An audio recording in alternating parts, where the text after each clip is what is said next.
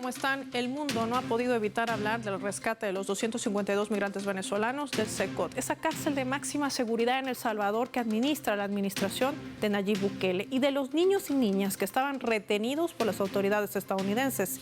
Hay un diálogo directo que ha generado un quiebre mediático. Hay muchas aristas que hoy vamos a analizar en el mapa y lo hacemos junto a un especialista, Jean-Paul Merz, en nuestros estudios. Bienvenidos.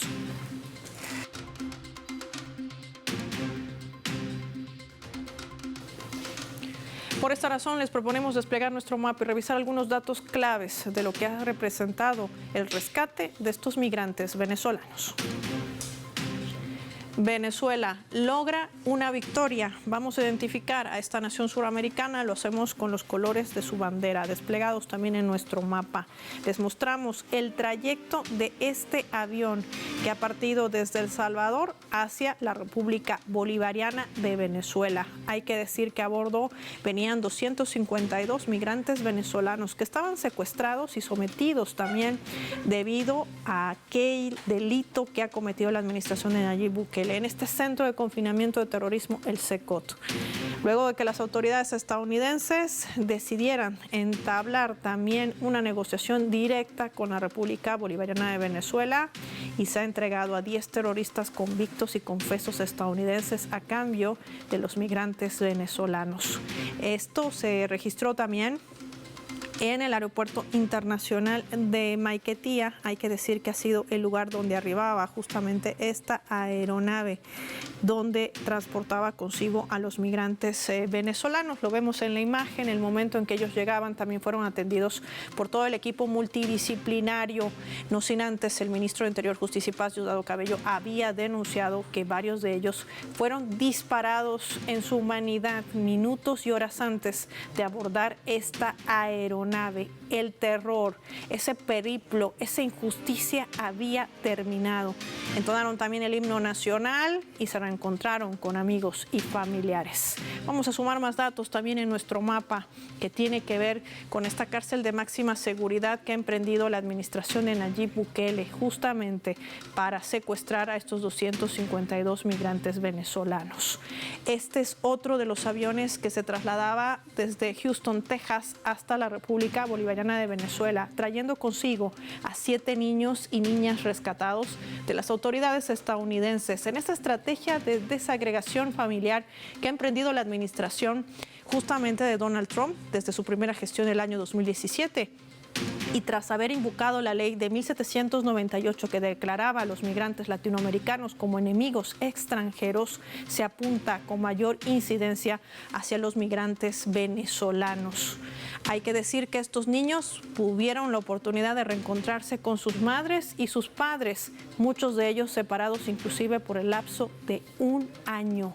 Gracias a este plan humanitario Vuelta a la Patria, se ha logrado la reunificación de familias, y esto ha sido solamente garantizado en revolución. ¿Qué implica este movimiento no solamente para la narrativa mediática de los medios hegemónicos, sino también para el gran negocio que ha emprendido la administración de Nayib Bukele? Hoy lo analizamos con nuestro especialista, Jean-Paul Merz, que nos acompaña en directo también hoy para el mapa.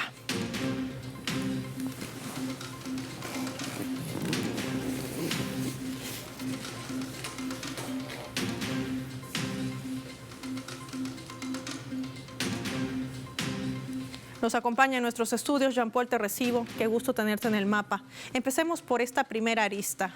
Se le ha acabado el negocio a la administración de Nayib Bukele, quien, recordemos, había cobrado cerca de $6 millones al año por tener retenidos a estos migrantes venezolanos que además no habían cometido ningún delito en territorio salvadoreño.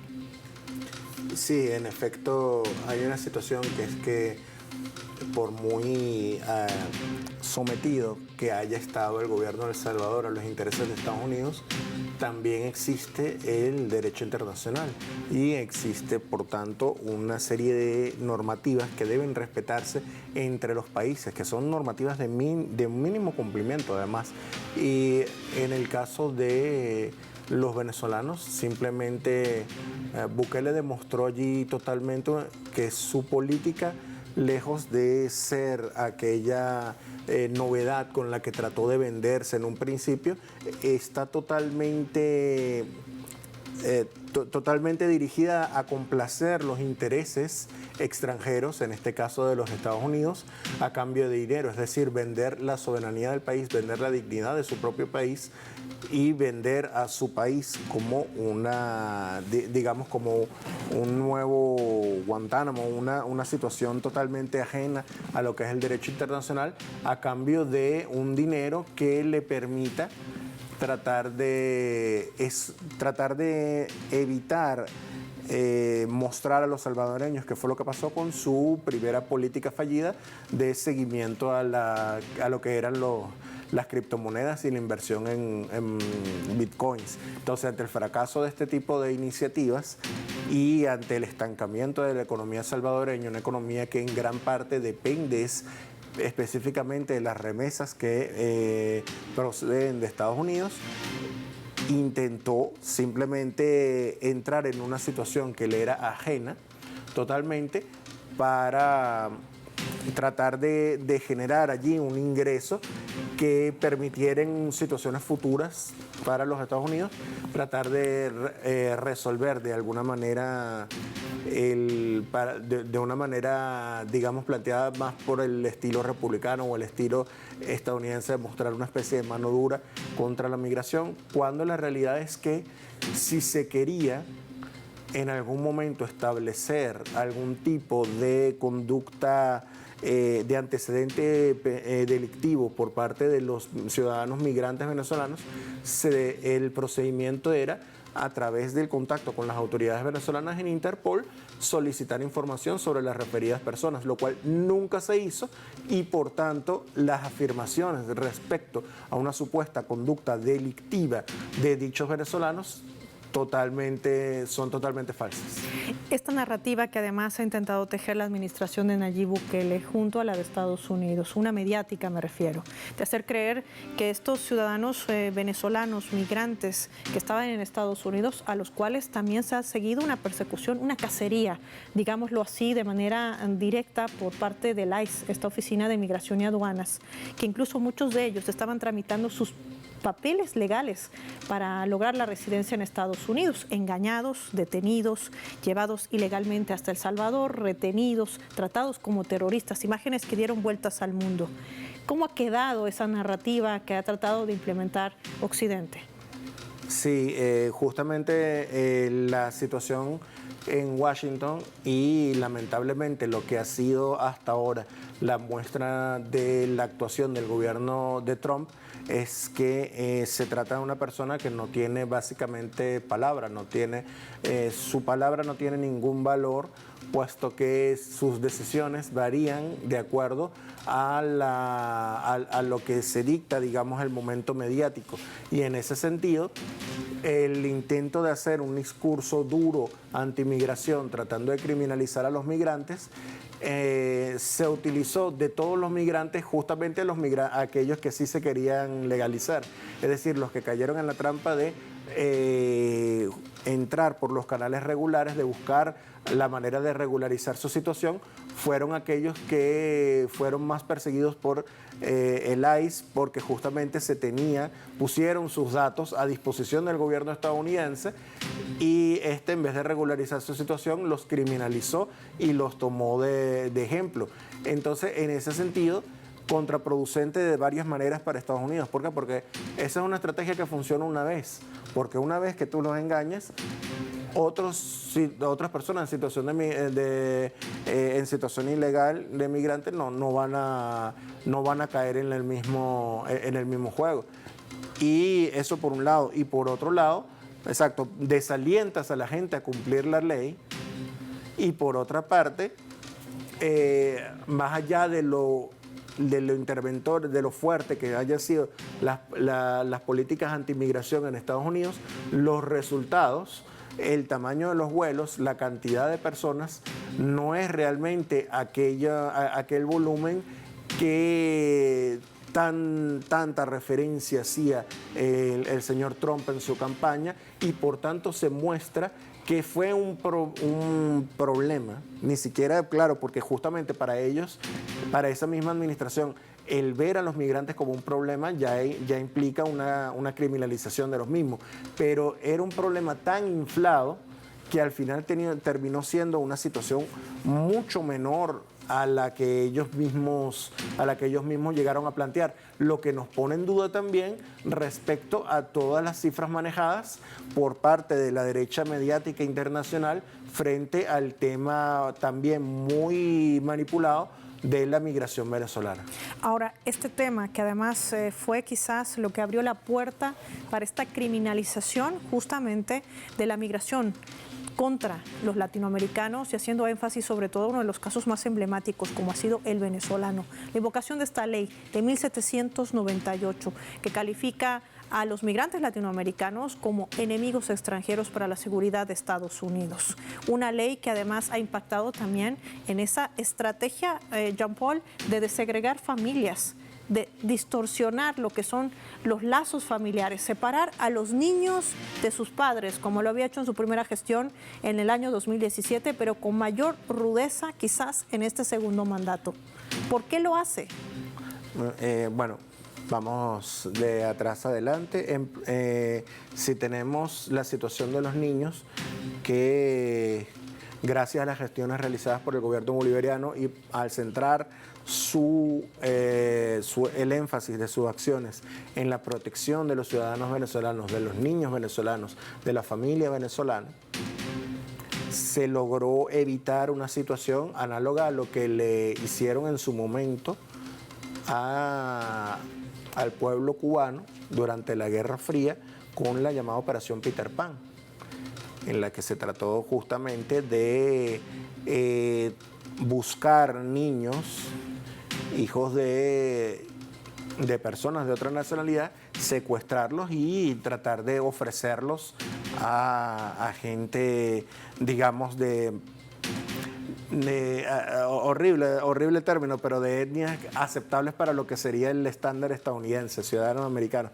Una cosa muy terrible que también recuerda al secuestro de los hijos y nietos de aquellas abuelas y madres de la Plaza de Mayo en Argentina por parte de la dictadura. ¿Por qué? Porque el uso de los niños para tratar de generar una situación de premio a clases acomodadas, a nacionalidades, digamos, elegidas respecto a otras, resulta una situación vergonzosa, criminal, fascista, que no tiene otro nombre, pero que lamentablemente ha tenido sus antecedentes históricos y sin embargo la rápida actuación del gobierno bolivariano, el hecho de tener ahora unas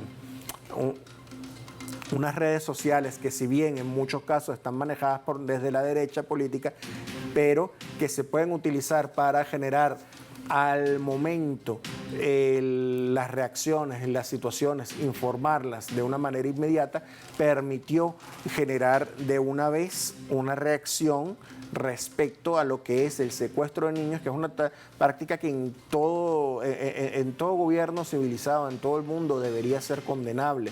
Y sin embargo, para algunos gobiernos, a pesar de las políticas racistas aplicadas contra la familia venezolana, contra los migrantes venezolanos, solo por el hecho de haber caído en las mismas mentiras mediáticas de que tendrían allí algún tipo de oportunidad de inclusión, que no lo fue. Se trató ahora de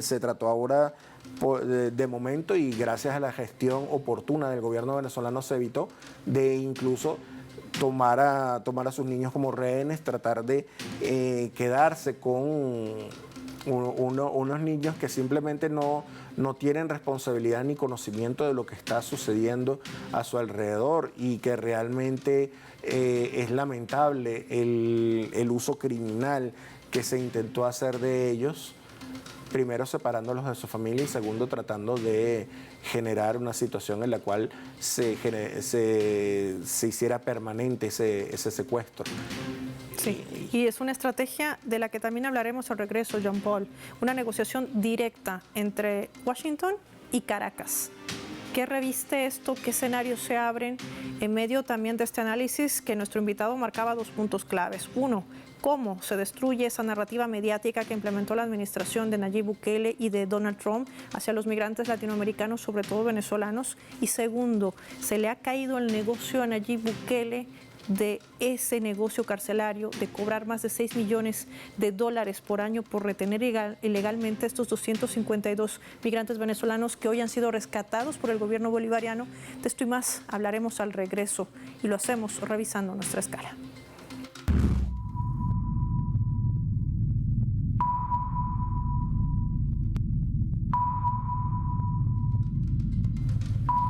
Les vamos a compartir lo que está reseñando nuestra multiplataforma informativa Telesur, a la cual invito a visitar, compartirles informaciones y dar like. El horror vivido en el Secot, golpe de desayuno, golpe de almuerzo y golpe de cena. Tras ser rescatados de su secuestro en El Salvador, los migrantes venezolanos han denunciado torturas físicas y psicológicas durante 4 meses de su encierro. En esta cárcel salvadoreña, testimonios revelan hambre, humillaciones y disparos de balines de goma. El agua con la que se bañaban tenían que tomársela porque no les daban agua. Así señalaba uno de los migrantes desde el avión de repatriación. Los testimonios revelan también no solo ese maltrato físico, sino también insisten en las intensas torturas psicológicas, especialmente las humillaciones por su nacionalidad, por ser venezolanos y su condición de migrantes. Nos torturaban mentalmente, dormíamos en una lata, contó uno de ellos. Otro mostró las heridas en su cuerpo. Las cámaras de Telesur habían reflejado, retratado el rostro que exclamaba uno de ellos: miren, aquí me dispararon. Ángel, de poco más de 20 años, abrazaba a sus seres queridos al bajar de este avión.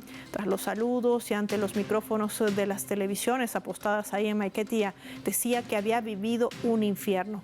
Cuando llegamos allá ese día, 16 de marzo, el primero que nos recibió fue el director, diciendo: este es el infierno. Recordaba también, si nos bañábamos nos daban pela, es decir, los golpeaban, nos dejaban otra vez en el hueco y nos daban golpes. A muchos otros compañeros les dispararon por querer tener una comunicación con el exterior.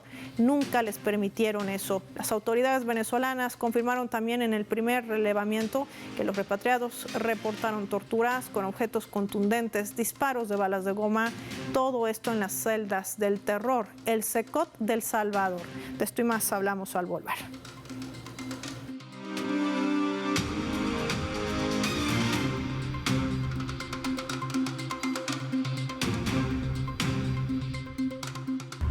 Vamos a compartirles declaraciones del jefe de la Delegación de Negociaciones de Venezuela y quien es además presidente de la Asamblea Nacional, el doctor Jorge Rodríguez. ¿Cómo han sido estas negociaciones para rescatar a los 252 migrantes detenidos ilegalmente en El Salvador? Veamos. Las conversaciones, las negociaciones solamente fueron con los Estados Unidos de América. Nosotros jamás ni hablamos ni estuvimos de acuerdo en tener ningún tipo de conversación porque sabíamos que Bukele lo que era un payaso. Era el mandadero de quienes habían dispuesto la presencia de venezolanos en ese campo de concentración. Duro, fue difícil. En 3 oportunidades anteriores ya habíamos logrado un acuerdo. Luego ellos los estadounidenses cambiaron el término del acuerdo y entre el jueves a las 12 de la noche y el viernes a las 9 de la mañana logramos el acuerdo. Y ese acuerdo permitió que se diera el canje y que nos entregaran a los 252 hermanos venezolanos. Jean Paul, esta es una estrategia que ha sido marcada también por la República Bolivariana de Venezuela, una diplomacia de paz con que durante años ha tratado de ser desacreditada por Occidente. Esta diplomacia sí tiene resultados. ¿Qué reviste y sobre todo qué desmonta esta negociación directa que ha sostenido Caracas con Washington?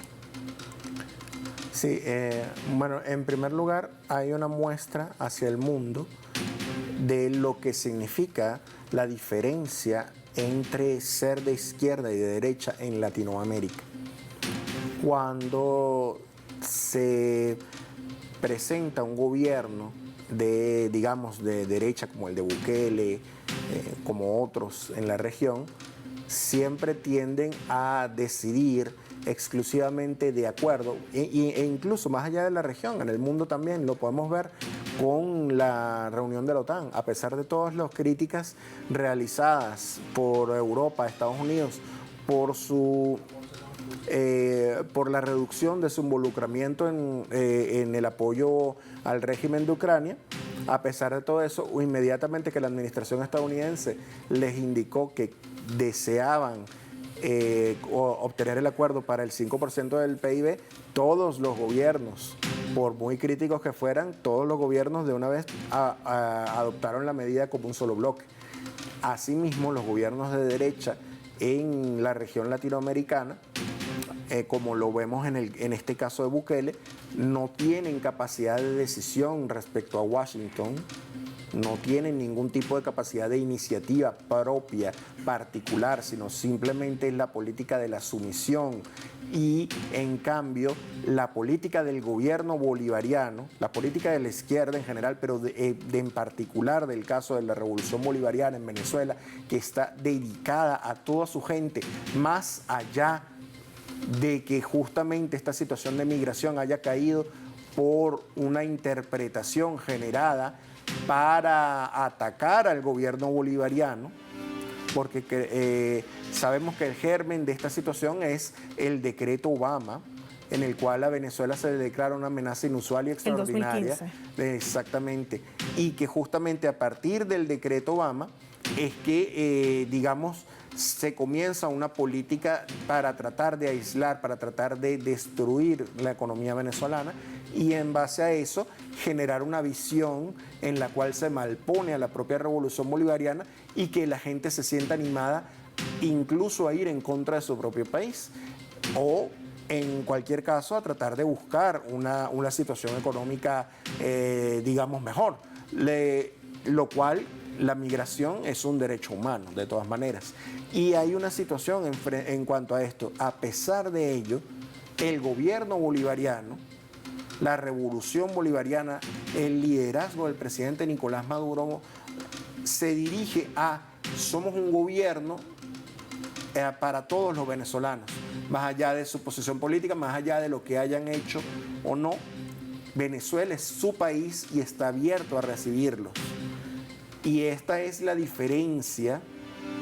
Entonces, en ese sentido, las negociaciones entre Estados Unidos y Venezuela se dan en primer lugar en el marco entre la dignidad de un país que, por menospreciado que sea por parte de la derecha mediática y política mundial, tiene la dignidad de presentarse directamente tú a tú con la mayor potencia económica y militar del mundo y decirle, mis ciudadanos son mi problema y por tanto, si por alguna situación no les parece tener a los ciudadanos venezolanos en su territorio, bien pueden llevarlos aquí a Venezuela. Ahora, Jean Paul, aquí dos temas puntuales. El presidente decía, hemos intercambiado terroristas por inocentes. Esto va a generar también repercusión, no solamente nacional, porque ya el Ministerio Público no solamente ha denunciado estas torturas psicológicas y físicas que han sufrido los 252 migrantes venezolanos detenidos en el SECO de Salvador, sino va a accionar una acción penal directamente contra la administración de Nayib Bukele. Lo confirmaba también el propio fiscal general Tarek William Saab. ¿Qué representa esto, sobre todo para un Estado que ha tratado de manejar la situación como de un aspecto democrático, lo entrecomillo, y sobre todo para seguir trazando una estrategia del supuesto Tren de Aragua que ha sido mal utilizado para perseguir a los migrantes latinoamericanos y sobre todo venezolanos? Sí, bueno, recuerda que generalmente para el caso de Venezuela, pero de Latinoamérica en general, desde la Guerra Fría ha habido, digamos, como ese término que se busca la deshumanización del otro, se busca la criminalización del otro y se busca tratar de generar una justificación de por qué al otro se le vulneren sus derechos humanos. En primer lugar, por ejemplo, se hablaba del castrismo en Venezuela, luego en los países ALBA del castrochavismo.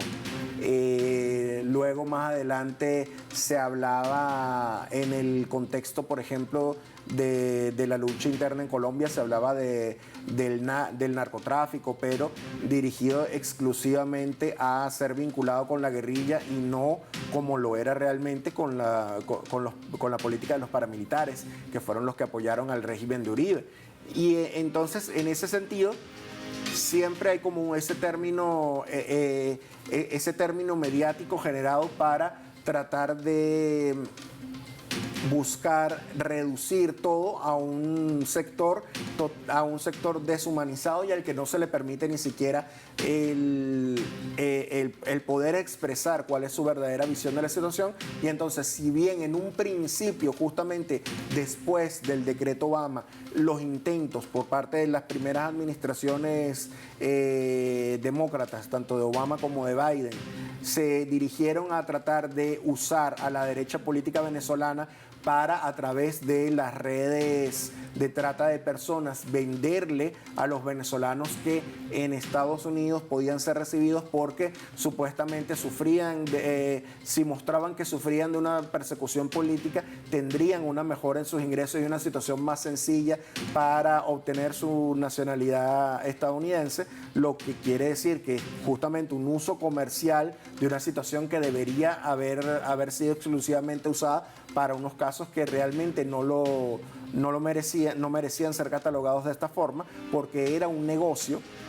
Entonces, a partir de ahí tenemos que con la administración Trump y su política anti-inmigrante, sin ninguna vergüenza, la derecha cambia su discurso de pobres ciudadanos venezolanos siendo víctimas de un supuesto régimen dictatorial X o Y, a estos son infiltrados del narcocartel del Tren de Aragua. Una banda inexistente, además. Una banda que específicamente cuyo nombre se ha usado para situaciones que van más allá, porque justamente se trata del nuevo término de moda mediática para tratar de evitar que la gente piense, esos son ciudadanos que tienen derechos y esos son ciudadanos que justamente han sido perseguidos no por una situación de criminalidad, porque justamente no se dio nunca ese contacto, ni siquiera a nivel de consultas en cuanto a la Interpol, ni por parte de Estados Unidos ni por parte de El Salvador, sí, que en cualquier momento podría haberse resuelto de esa manera y haberse aclarado. Sin embargo, no se hizo, sino que se prefiere hablar hacia una mediática, se prefiere condenar al otro, se prefiere deshumanizar al otro, que es una práctica común entre todo régimen fascista. Con todo esto que va a salir a la luz, las torturas psicológicas, físicas y sobre todo la victoria de la diplomacia de paz que ha demostrado ante el mundo, ante toda la comunidad internacional, la República Bolivariana de Venezuela, el gobierno, el presidente Nicolás Maduro, ¿qué es lo que sigue? ¿Qué escenario se abre? Ante el silencio, además, que hay que sumar como arista que ha mantenido el relator de Naciones Unidas para los Derechos Humanos, Volker Turk. ¿Quedarán en la impunidad estos hechos? Bueno, hay varias situaciones allí. En cuanto al tema del sistema de las Naciones Unidas, se tiene que hoy en día existe una situación lamentable y denunciable en la cual los Estados Unidos han prácticamente mantenido una política de amedrentamiento frente a las estructuras tradicionales de las Naciones Unidas, so pretexto de cortar cualquier tipo de ayuda, lo que a su vez puede mostrar que ciertas oficinas de las Naciones Unidas mantienen sus verdades dirigidas hacia, en realidad, quienes lo financian. Eso por un lado, lo cual es muy lamentable, pero también es necesario denunciable. Y es necesario no solo denunciarlo, sino que además esto de pie a la regeneración, a la reforma del sistema internacional y de cómo se lleva a cabo el sistema de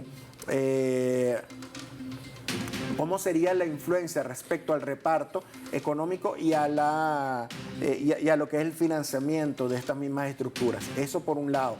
Por otro lado, se tiene que situaciones como un Bukele vendido ante el mundo como una especie de éxito, de paradigma del éxito de una política aislacionista latinoamericana, cuando sabemos desde la independencia que todos los políticos latinoamericanos que apuestan en contra de la integración simplemente han fracasado porque la realidad es que sus políticas son sumisas a los intereses extranjeros, sobre todo de Washington. Y esto lo muestra el propio Bukele. Bukele, con todo lo que se vendía en su momento, sí, como una especie de outsider, se ve que simplemente no tiene ningún margen de decisión frente a lo que Washington le ordena. Si Washington ordena, recibe a estas personas, las recibe sin preguntar. Si Washington ordena, ahora me las vuelves a dar de vuelta o las mandas para Venezuela, lo hace sin chistar. ¿Por qué? Porque lamentablemente eso es lo único a lo que puede ir la derecha latinoamericana. La derecha latinoamericana solo tiene el camino de la sumisión. La integración y la unidad de la región es lo único que puede mantener una política independiente, y lo acaba de demostrar Venezuela. Como siempre, Jean-Paul Merz, gracias por tu tiempo, por haber compartido tu análisis con nuestros televidentes del Mapa. Finaliza el programa, soy Paola Pérez, nos vemos en una próxima edición.